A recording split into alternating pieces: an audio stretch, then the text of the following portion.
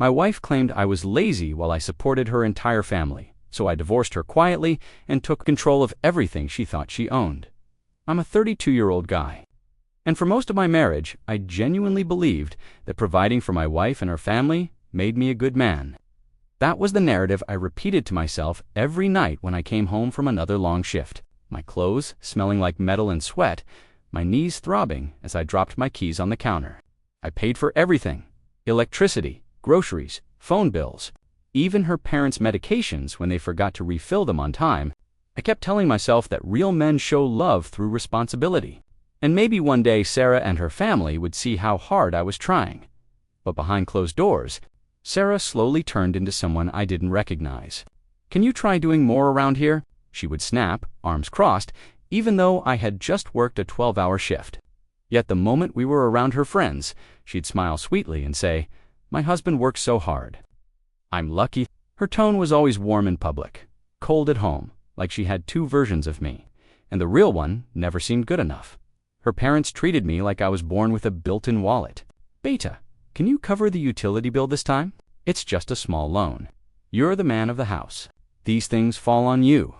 Every request was packaged as obligation, never appreciation. Meanwhile, Sarah refused to get a job because she claimed she was building a business.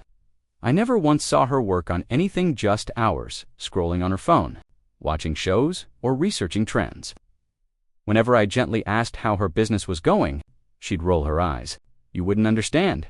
Real growth takes time," and still I stayed. I kept pushing, convincing myself that loyalty is eventually rewarded, that maybe the problem was me being tired, not them being ungrateful, but somewhere deep down. A quiet discomfort began to settle, like I was slowly drowning, and no one even noticed. I used to think exhaustion was just part of adulthood, but by the second year of marriage, it became something heavier, like a constant pressure in my chest that never let up. And somehow, despite me carrying everything, Sarah began calling me lazy. The first time she said it, I had just come home after a 14-hour shift. My shoulders felt like they were full of stones, and I was leaning against the kitchen counter, trying to catch my breath. She didn't even look up from her phone when she muttered, "You know, other husbands have ambition." Her words stung, but I brushed it off. "What do you mean?" I asked quietly. She sighed dramatically. I feel like I'm doing everything alone. You never help." I stood there, smelling like machine oil and sweat, wondering what reality she lived in where I wasn't giving everything. I had. The worst part wasn't even her words, it was her family picking up the same script. At dinner one night, her mother looked at me and said, "A man should aim higher. You're capable of more if you tried." Her father nodded like it was some moral lesson. A house needs a strong backbone, not someone who's just comfortable. I sat there staring at the food I paid for, feeling like I was shrinking inside my own home. What made it cruel was the fact that none of them worked. None of them contributed. They spent their days watching TV, taking naps, and waiting for me to get home so they could complain about the things they thought I wasn't doing. Meanwhile, Sarah's irritation grew like a vine wrapping around every moment. If I sat for 5 minutes, she accused me of being unmotivated. If I didn't immediately respond to her demands, she claimed I never cared. If I mentioned being tired, she snapped that she was tired of making excuses for me. Their voices blended into one unending chorus of criticism, and the more they pushed, the more I began to doubt myself. Was I actually not doing enough? Was every sacrifice still somehow falling short? That doubt was the beginning of a crack one they would soon pry wide open. I wish I could say the criticism was the worst part, but things shifted into something darker the day I checked our joint account. I wasn't snooping. I was just trying to figure out why we were suddenly short on bills. I remembered standing in the dim hallway, the blue light from my phone screen reflecting off the wall as I scrolled through transactions I didn't recognize. Hundreds here, a few 50s there, all labeled as transfers. To her parents, my heart sank into my stomach. When I walked into the living room, Sarah was lying on the couch, scrolling through social media, completely relaxed. "Hey, did you move money out of our account?" I asked carefully. She didn't even blink. "Yeah, obviously. My parents needed help." I stood there trying to process it. "But you didn't tell me." She finally looked up and shrugged. "You're overreacting. Family supports family. Why are you being dramatic?" her tone, it was dismissive, like I was the unreasonable one for even asking where our money went. But it didn't stop there. Whenever I questioned anything, she twisted it into me being controlling. "Why are you acting like their money is yours?" she snapped once. I stared at her, completely confused, because I'm the one earning it.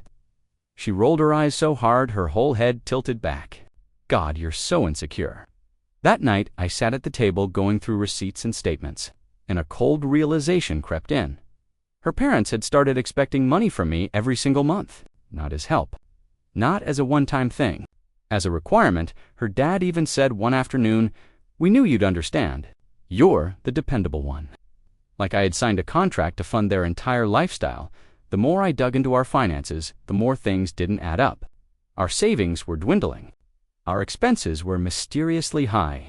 And every time I tried to talk about budgeting, Sarah snapped at me like it was an attack on her freedom. Something wasn't right.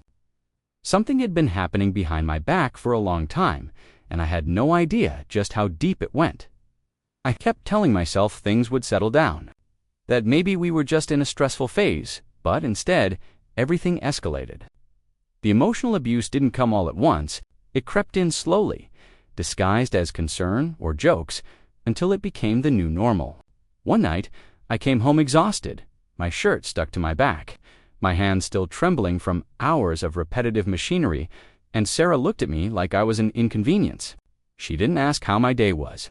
She didn't even say hello.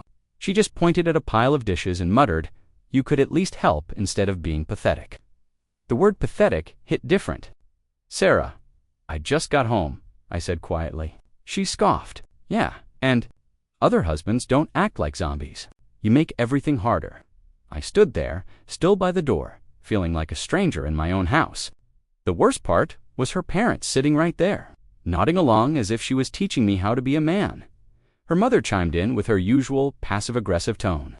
"Beta, if you're tired all the time, maybe you're not managing life correctly," her father added. "A man should run the home, not drag it down." And just when I thought it couldn't get worse, Sarah's brother moved in. He arrived with 2 duffel bags, a gaming console, and zero intention of contributing to anything. "It's temporary," Sarah had said. But temporary turned into weeks, then months, and he refused to lift a finger.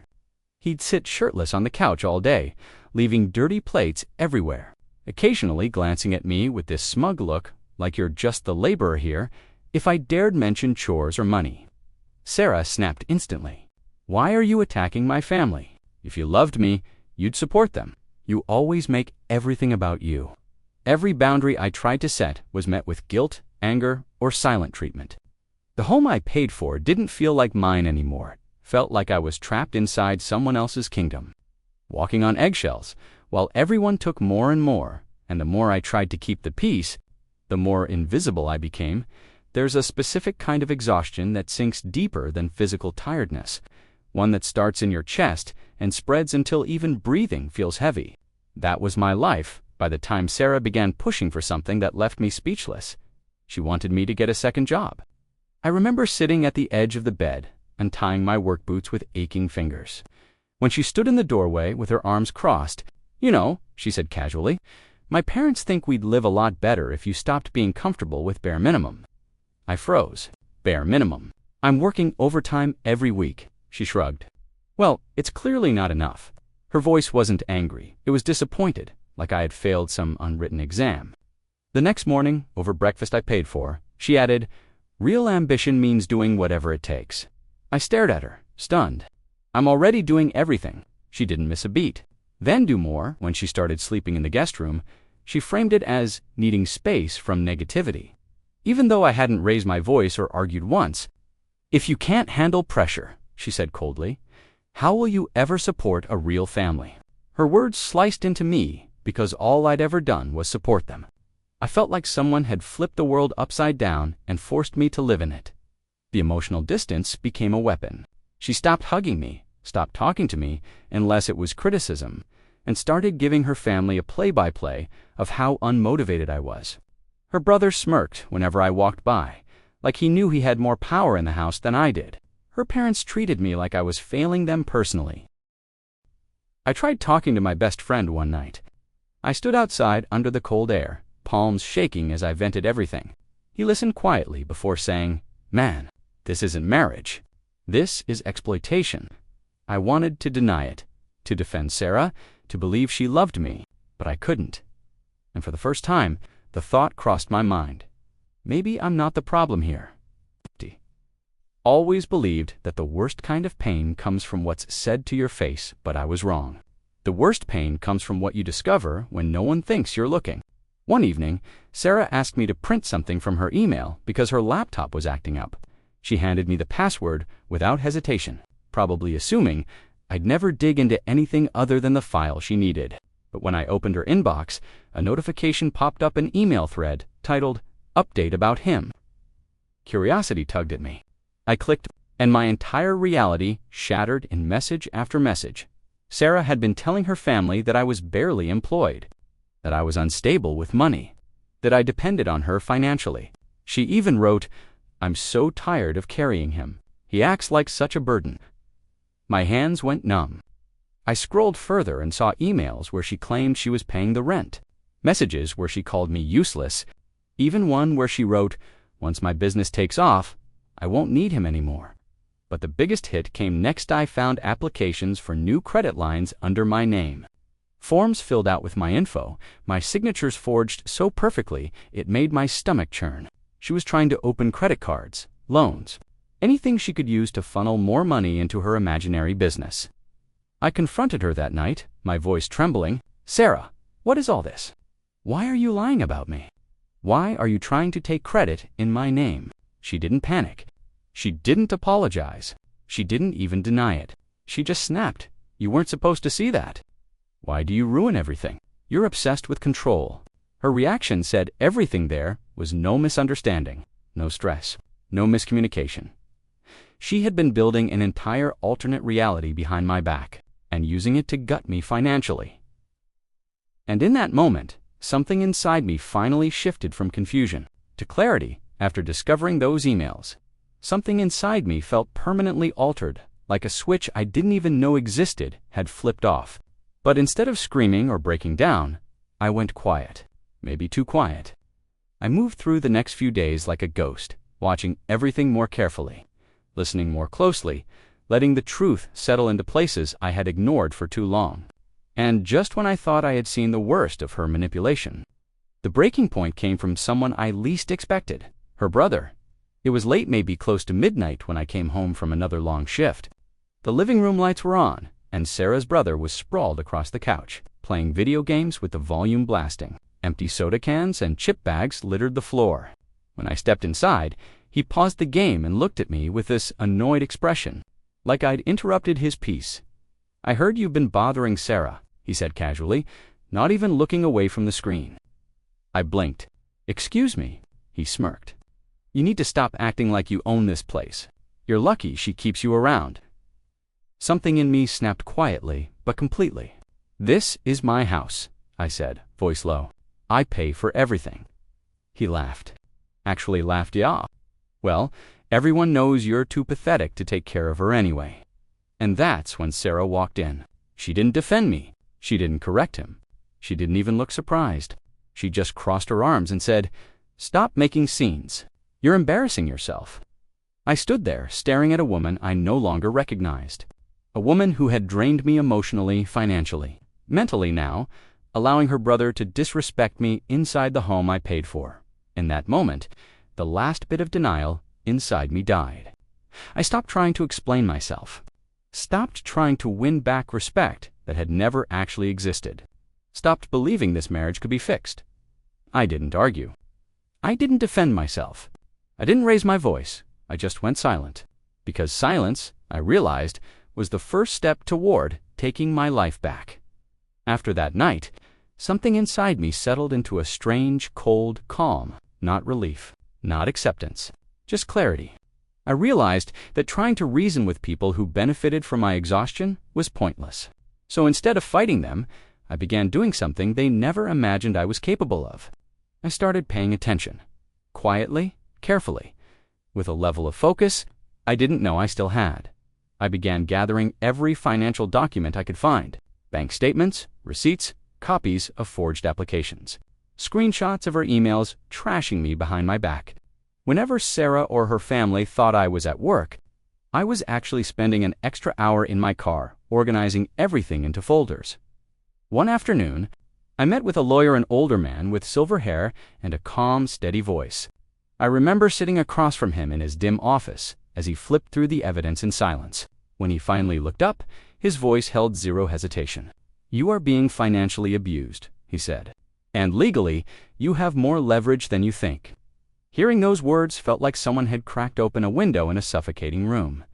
He told me to stay quiet, to act normal, to gather more, to document every dollar, every insult, every manipulation. "Don't confront her again," he warned. "Let her think she's still in control." And that's exactly what I did. I opened a private bank account and rerouted my entire paycheck into it. I removed her access to my existing accounts quietly, one permission at a time. I checked property records and discovered something Sarah had always subtly lied about. The house was legally mine alone. The car, too. Everything major had been purchased solely in my name because she had no employment history or credit for the first time in years. I felt the faintest spark of power return, not anger, not revenge, power.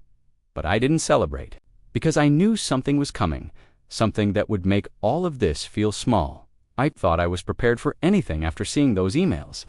After learning how deep the manipulation ran, but nothing prepared me for the day I hit absolute rock bottom. It happened on a Wednesday, a day so ordinary it should have slipped by unnoticed. I came home early because a machine malfunctioned at work and they sent us home while repairs were done.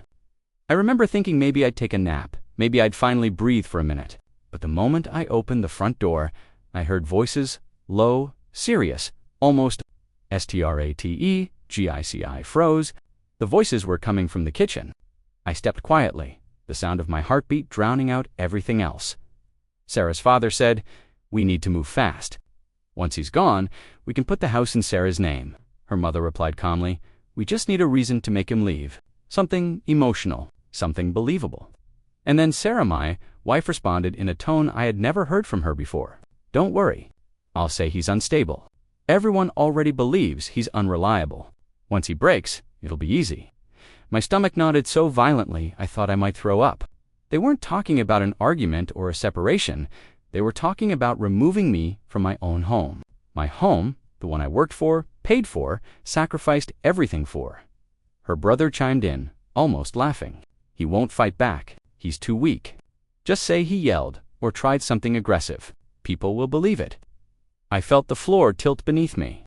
I wasn't just being disrespected. I was being set up. My breath hitched, and I backed away before they could hear me. I walked out of the house and sat in my car, hands shaking uncontrollably, staring at my reflection in the rearview mirror. I looked like a hollow version of myself, tired, drained, erased. That was my lowest moment, my rock bottom. Because in that instant, I realized the people I'd supported, fed, housed, and protected were actively plotting to destroy me.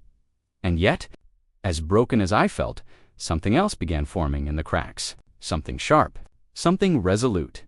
After hearing them plot to erase me from my own life, the fear didn't disappear, but it transformed. It hardened into something cold, controlled, and deliberate. I didn't walk back into that house angry. I didn't confront them. I didn't even slam the door. I entered quietly, pretending nothing had happened, because I knew the most powerful moves are made in silence. That night, when Sarah complained about the mess I supposedly left in the living room, I just nodded. When her brother made a snide remark about me dragging the family down, I didn't flinch. When her parents criticized how slow I was at bringing in groceries, I simply placed the bags on the counter and walked away. My silence wasn't weakness anymore, it was strategy. The very next morning, I signed the divorce paperwork my lawyer had prepared. Grounds: financial abuse, fraud, emotional manipulation. The case was airtight documents, proof of forged signatures, email records, voice notes. I had begun recording. My lawyer looked me in the eye and said, "Once this is filed, everything shifts." And shift it did. I froze every joint account we had, locking Sarah out completely. I pulled my name from every shared bill I didn't legally owe. I changed every password. I secured my credit. I protected every asset in my name: house, car, savings, everything she thought she silently owned through me. Then came the moment I had been preparing for, asking her family to leave. I stood in the living room, calm and steady, as I said, "I need all of you out by the end of the week." They laughed at first. Her father smirked. "This is our home too." I handed him a copy of the property deed with my lawyer's notice attached. "No," I said quietly, "it's mine." Panic flickered in their eyes for the first time. Sarah's mother sputtered. "You can't just—" "I can," I replied, "and I already have." For the first time in years, the house fell silent. Not the hostile silence they used to use against me. The fallout didn't explode all at once. It cracked slowly, like the foundation of a house finally giving way after years of pressure. The first crack came the moment Sarah realized she no longer had access to any of my accounts. I was in the kitchen making coffee when she stomped in, waving her phone like a weapon. "Why can't I log into the bank?" she demanded. "I didn't look up." "Because you don't need access anymore." Her voice rose instantly. "Are you insane? I manage the finances." I turned, meeting her eyes for the first time with the calmest expression I had ever worn. "No, Sarah, you managed the lies." Her face drained of color. Then the doorbell rang. It was the process server handing her an envelope she clearly wasn't expecting. Divorce paperwork. She tore it open right there, scanning the pages with widening eyes. "What is this?" she whispered. "A divorce," I said simply. "Based on evidence." She flipped to the attachment screenshots of forged signatures, bank transfers, emails where she called me a burden. Her hand shook as she read. "You can't do this," she said, voice cracking. "I already did." And that's when her carefully crafted illusion began collapsing around her. Her parents cornered me an hour later, voices trembling instead of arrogant. "Beta, we can talk about this. There's nothing to talk about," I cut in. "You all manipulated me, used me. That ends now." Her brother reacted the worst. "What about me? Where am I supposed to go?" he demanded. "Anywhere that isn't here," I replied, handing him his eviction notice. The legal blow hit harder than anything I could have said. Sarah wasn't entitled to alimony. She wasn't entitled to assets. She wasn't entitled to the house or car. She had no job history, no financial contribution, and a documented trail of fraud. Her entire fantasy of power crumbled in front of her piece by piece while I stood there, steady, unshaken, and done. But the final blow, the one that would end everything, was still coming. The day the divorce finalized felt nothing like victory. It felt like stepping out of a burning building and realizing the sky was finally clear. I sat in the courtroom, alone, listening as the judge read the final orders. The house was mine. The car was mine. All major assets remained with me.